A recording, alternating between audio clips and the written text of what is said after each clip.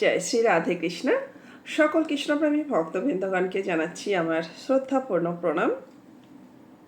রাধে রাধে। আজ 7ই চৈত্র, 22শে মার্চ রবিবার। সন্ধ্যাবেলা বসে পড়লাম আমাদের পরম ধর্মগ্রন্থ শ্রীমদ্ ভাগবত গীতা পাঠ করতে। সকল কৃষ্ণপ্রেমীগণ এই পবিত্র গীতা পাঠ শ্রবণ করুন। ভগবানের এই অমৃতবাণী শ্রবণে আপনাদের সকলের জীবন অনেক সুন্দর হোক, এই কামনায় আজকের পাঠ শুরু করলাম। ভগবান শ্রীকৃষ্ণ অর্জুনকে বলেছেন, জয় পরাজয়, লাভ ক্ষতি, সুখ দুঃখকে সমান করে বা সমান জ্ঞান করে যুদ্ধে অবতীর্ণ হও। এই রূপে যুদ্ধ করলে তুমি পাপ ভাগী হবে না।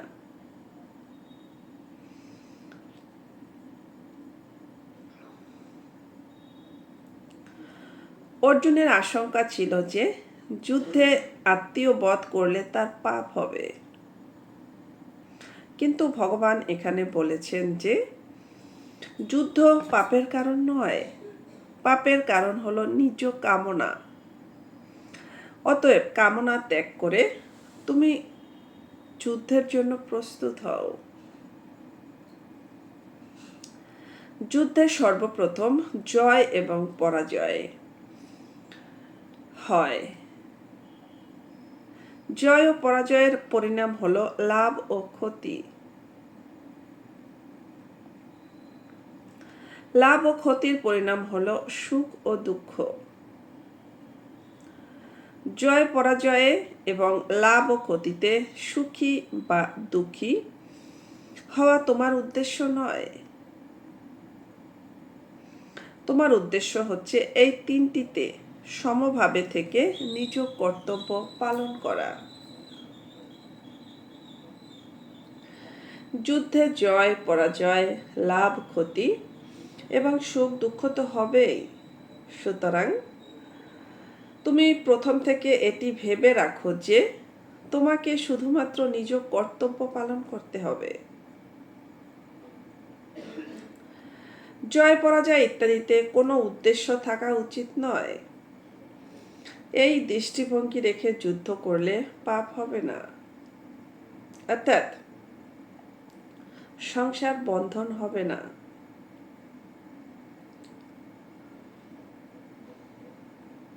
সকাম এবং নিষ্কাম দুই ভাবের দ্বারাই নিজের কর্তব্য কর্ম পালন করা প্রয়োজন।